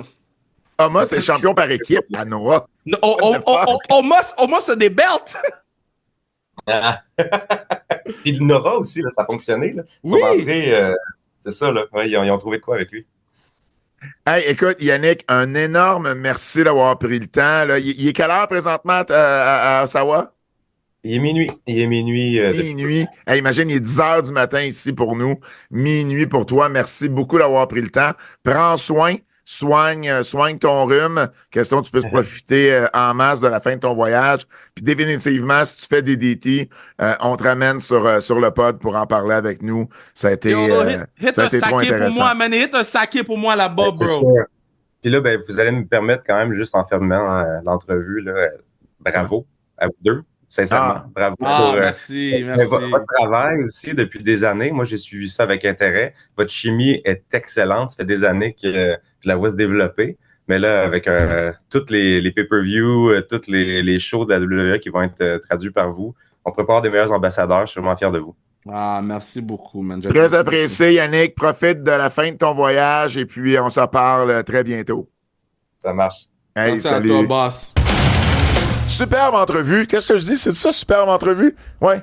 Non, c'est quoi, Fred, déjà que je dis? Tu fais une faute. Tu dis super entrevue. Ah oui, je dis super entrevue. Non, ça, je fais une faute. Ça se dit super entrevue. Arrête donc. Hey, Kev, juste avant de finir la section Japon, il y a eu une autre nouvelle, puis un peu de controverse, parce que Chris Charlton a été suspendu. T'as pas vu ça passer? Ben, ils l'ont-tu suspendu dans la vraie vie ou... Ah oui, legit, là. Ah ouais? Ben oui. Ah, toi, tu pensais que c'était un angle. Ah ouais, ils l'ont suspendu? Ah oui. Ah ouais, OK. Ouais. Ah ouais. Ben, je suis pas nécessairement d'accord, là. Ouais, ben moi, il était même pas là à New Year's Bash. Puis il est officiellement suspendu. Il a même fait un pause pour essayer de s'expliquer, qu'il a fini par déliter lui-même, puis il a plus rien commenté de tout ça. De ce qu'on a appris, c'est bon. En fait, qu'est-ce qu'il a fait? C'est à Wrestle Dynasty. Chris Charlton, là, c'est le commentateur américain ou anglophone de New Japan. À partir du moment que Meltzer parle de ça comme étant legit. Non, je suis pas en train de dire que c'est pas legit. C'est parce que c'est legit. Non, je suis pas en train de dire que c'est pas legit. Je suis en train de dire que je suis pas d'accord avec la raison pourquoi qu'ils l'ont suspendu. Mais je peux comprendre. À Wrestle Dynasty... Mais il a go crazy à Wrestle Dynasty. Il a traité Tony Khan de money mark. Ah ouais. Tu sais, quand tu penses que Tony Khan n'a pas envoyé Ricky Starks à JCW... C'est ça, il a go crazy. Là, c'est un show qui est impliqué. Là. AEW est copromoteur de ça, puis ton commentateur, ça veut dire que t'es un money mark. C'est quand même intense. Il y a aussi... Il a dit fuck, là. Oui, il a aussi dit que qu'est-ce que Okada, White et Ospreay ont fait à AEW depuis qu'on signait là-bas. Puis il a essayé de comparer en défaveur de Continental Classic contre le G1. Mais juste parce que le personnage qu'il faisait, c'était le gars qui défend New Japan Pro Wrestling, tu sais. Oui. Puis ça s'est vraiment gâté, si on veut, ou envenimé dans le match entre Omega puis Gabe Kidd, qui, à la base, le storyline de ce match-là, c'est Gabe Kidd protège New Japan de Omega, tu sais. Donc, c'est pour ça que je suis... Je comprends. Oui, ça va. Je comprends, mais en même temps, c'est rendu là, ça dépend toujours de est-ce qu'il y avait l'autorisation d'aller vers ce genre d'angle-là? C'est ça mon point. Est-ce que c'est lui qui l'a fait par lui-même? Est-ce qu'il y avait l'autorisation, mais on lui avait donné des guidelines, puis il les a pas respectés? Là, il y a tout ça qu'on sait pas encore. Mais il a été officiellement plutôt suspendu. On parle en fait d'un indefinite hiatus. En français, c'est une suspension indéfinie. Alors voilà pour le Japon, lutte québécoise. Lutte québécoise. On recommence. Lutte québécoise. Laissez pas tranquille. Bon, je vais commencer avec les bonnes nouvelles. En fait, la NSPW a un gros show en fin de semaine, samedi le 11 janvier. On commence l'année avec kick-off au Centre Horizon. Match quadruple menace à élimination pour le championnat NSPW. Travis Toxic, le champion, va défendre contre Pee-wee, Dylan Donovan et Matt Angel. Ça va être tout un combat. Championnat par équipe IWTV. Donc, pas le championnat par équipe de la NSPW, mais IWTV Fresh Air. Qui est McRae avec Junior Benito vont affronter le Pacte. On a également un combat de rue Street Fight entre Stu Drayson et Mike Marston. On a également un match entre Matt Falco et Ian Pike. Et si Ian Pike l'emporte, il obtient 5 minutes dans le ring avec Claude Malone, le gérant. Très cool, ça. Et en avant-match, en avant-show plutôt, on a également un match dans le Junior Heavyweight Series. Aiden Bright qui va affronter Sean Martel. L'avant-show est à 19h30 et l'événement principal à 20h. Il y a également le dernier show, j'en avais parlé lors du dernier Antipode, régulier. Le dernier show avant les fêtes au Québec, c'était la IWS qui l'avait. En fait, il y avait la IWS le 21 décembre. Il y avait également la NWC à Montréal le 21 décembre. D'ailleurs, Jason Gray et Kevin Gray, les deux frères, se sont affrontés dans un match qui va être sur ma liste de matchs de l'année. Ah oui? Ça a été une bataille, là. Tu sais, c'était un hardcore match, là. C'était un gros match, là. C'était un death match, en fait. Ça a été un gros match. À la IWS, au MTELUS, il y avait une foule un peu plus... Tu sais, on s'y attendait, là, un 21 décembre, un samedi, c'est le temps des fêtes. Il y avait 550 personnes environ au MTELUS. Ça, c'est fou, ça. Bravo. Mais ouais, bravo, mais moyen bravo. Pourquoi moyen bravo? Parce que c'est quand même une salle qui en contient 4 fois plus. Oui, mais... Puis ce genre de crowd-là rentre à l'Olympia avec une meilleure ambiance parce que la salle est plus remplie, parce que c'est une plus petite salle. Quand tu fais le MTELUS, c'est parce que tu penses attirer plus que l'Olympia. C'est juste ça mon point. Je dis pas de 550, c'est pas beau. Je dis juste que c'est la réalité de pourquoi tu bookes le MTELUS. Par contre, en finale, Chris Tara est devenue double championne, c'est-à-dire championne féminine de la IWS et championne de la IWS. Elle était déjà championne de la IWS. Elle a battu Masha Slamovich pour devenir également championne féminine. Tara s'enligne pour un gros 2025. Oui, ben elle a eu un gros 2024. Elle est sur chrono, là, c'est le 24. Oui. Puis, j'ai hâte de voir. Et parlant de lutte féminine, je te l'ai annoncé il y a quelques jours, Kev, puis par le temps que vous allez écouter ça, ça va être également annoncé sur les réseaux sociaux. C'est malheureusement la fin pour Femme Fatale. Donc, on a pris la décision, Michael Bisson et moi, d'arrêter Femme Fatale. Il y a plusieurs raisons qui ont mené à ça. Mais tu sais, ça a été une grosse semaine. On l'a annoncé aux filles avant le dernier show. Donc, les filles étaient déjà au courant lorsque le show du mois de décembre a eu lieu. C'est une décision qui a été réfléchie, c'est pas un coup de tête. Et moi, je me suis rappelé les paroles de Dave Prezak, qui était propriétaire de Shimmer, et qui, quand il a fermé Shimmer, il m'avait dit, tu sais, Pat, la lutte féminine est rendue à un autre niveau. Elle a évolué pour le mieux. Il y a de plus en plus... toutes les promotions présentent la lutte féminine. On présente les filles dans des gros matchs. On leur donne des titres. Fait qu'il dit, j'ai comme l'impression que l'utilité d'une promotion 100% féminine est plus la même que lorsque j'ai commencé ça. Et on est un peu rendu là également. Ou en tout cas, moi, de mon côté, c'est un peu le thinking que j'ai par rapport à ça. Et la plus belle preuve, c'est que même aux États-Unis, il fut un temps où des promotions féminines, il y avait Femme Fatale au Canada, t'avais Shimmer, WSU, t'avais Shine, t'avais Pride, t'avais plein, là, qui marchaient super bien. Et là, il en reste plus vraiment. Shine, c'est plus l'ombre d'elle-même en Floride. Oui, ici au Québec, il y a la WWS de Lufisto, puis c'est correct, là. Je suis pas en train de dire que ça devrait pas exister. Je veux juste dire que pour nous, il y a une partie du raisonnement qui est là, qu'on voit plus la même utilité. Puis, c'est peut-être pour ça aussi qu'on voit une certaine diminution dans les assistances, parce que, si tu veux voir Casey Diamond, tu veux voir Chris Tara, t'as plus juste Femme Fatale où tu peux les voir dans des gros matchs. Tu les vois dans des gros matchs partout. Tu les vois à la NSPW, tu les vois à Battle War, tu les vois à Sans Restriction, tu les vois à la IWS.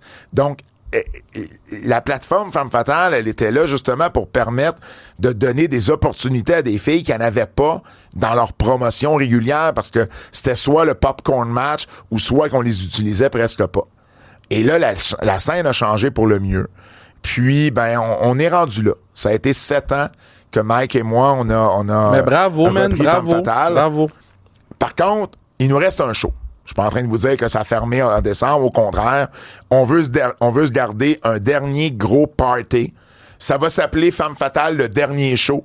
Alors, ça peut pas être plus clair que ça. C'est le 29 mars prochain. C'est un samedi au Centre Horizon à Québec, là où on a fait tous nos shows en 2024. Puis on vous réserve toute une carte. Je vous donne même un petit scoop, mon Fred. Scoop! Parce que l'affiche va être publiée demain. Donc, vous allez le savoir peut-être en avance si vous écoutez le podcast. Sinon, ben, vous allez voir l'affiche être publiée demain. On vous garde une grosse carte et on a ramené quelqu'un qui est très important pour nous, qui a été la championne lorsqu'on a repris Femme Fatale, Michael et moi, et qui est la seule 3 fois championne de l'histoire de la compagnie. Let's go. Mercedes Martinez va être à Femme Fatale le 29 mars. On l'a pas vu depuis des années à Femme Fatale et on est très, très, très content de pouvoir compter sur sa présence. Il va avoir, évidemment, notre championne Azael qui va être là.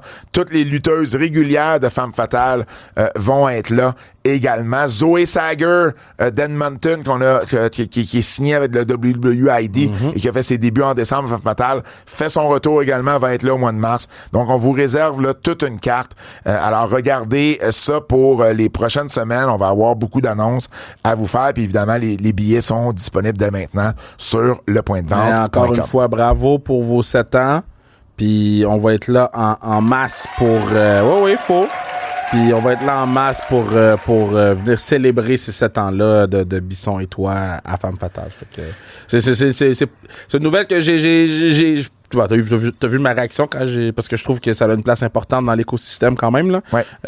Mais je respecte ça puis je suis excité de voir qu'est-ce que vous avez préparé pour le dernier show. C'est bien gentil. Hey Kev, on a fait des coups de cœur, des avertissements tout le long du show. Fait qu'on va reprendre ces segments-là réguliers qu'on a aux prochains Antipodes. On termine avec 2 jeux. Puis je te le dis d'avance, il n'y a pas de 8 bits.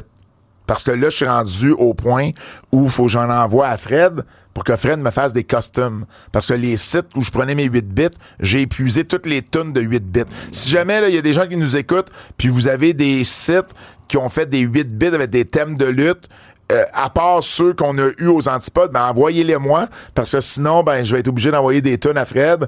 Puis, ben Fred, il aime ça faire des 8 bits. Mais ça va coûter cher. C'est bon? Oui, mais... Combien ça coûte donner un sourire au visage de Kevin Raphaël? Pas cher. Hein? Pas cher. Hein? Alors, on y va avec le clash des champions. Le clash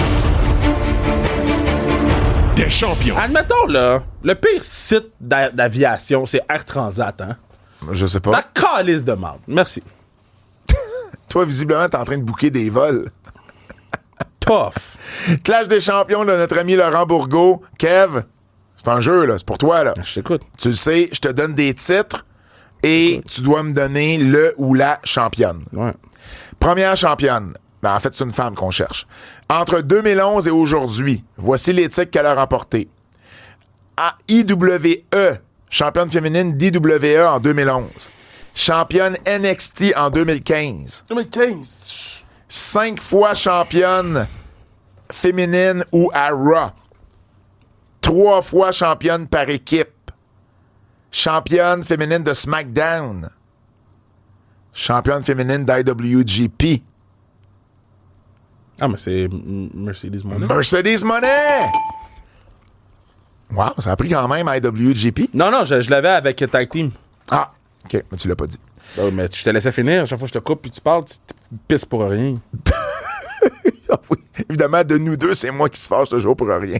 Deuxième champion. Un homme, cette fois-ci, entre 2006 et aujourd'hui. OK, t'es prêt? 3 fois champion des États-Unis de la WWE. 2 fois champion ECW. Dès que tu penses l'avoir, tu le dis. OK, fait que 3 fois champion. United States. 2 fois champion ECW. 4 fois champion TNA ou Impact.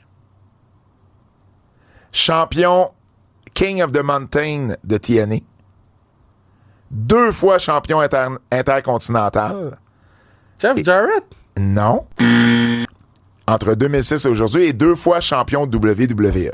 Ah non, pas Jeff Jarrett. 2 fois champion de... Je répète. 3 fois... Rob Van Dam? Non. 3 fois champion... Je sais pas. 3 fois champion... OK, qui a été à WWE? Puis WWE en 2006, TNA en 2014, puis WWE 2019-2022. Ah, Drew McIntyre. Non. Ben, je sais pas, man. J'ai déjà dit, je sais Bobby Lashley. Oui! Ah. Bobby Lashley! Bobby Bob, Robert Bob, Bob Lashley. Et le dernier, un homme, un champion, entre 96 et 2007. Donc, ça fait quand même un petit bout, mais tu le connais. Donc, il a été champion heavyweight HWA, champion nord-américain CAPW en 96. En 98 et 99, 4 fois champion européen. OK. 99, champion intercontinental. Regal? Non. Storm? Non. Champion par équipe à Porto Rico en 2001. Carlito? Non. Champion en... Je suis plus capable, Fred. Champion en équipe de la NWA avec Grand Apollo en 2004. Pour vrai? Moi, pour moi, il est associé au championnat européen. Ben, pour moi, c'est Regal. Je sais pas qui tu vas me dire, là. Non, D'Lo Brown. Oh. Tough. Ben oui. Tough. D'Lo Brown. Tough, D'Lo, tough. Alors voilà, et Laurent en profite pour nous féliciter pour nos 7 ans à TVA Sport et bien sûr pour Netflix. Et il dit, n'oubliez pas, KR, Fred et toi êtes les champions de nos cœurs. Alors c'est cute. Merci cute. Laurent. Il est cute. Le quiz.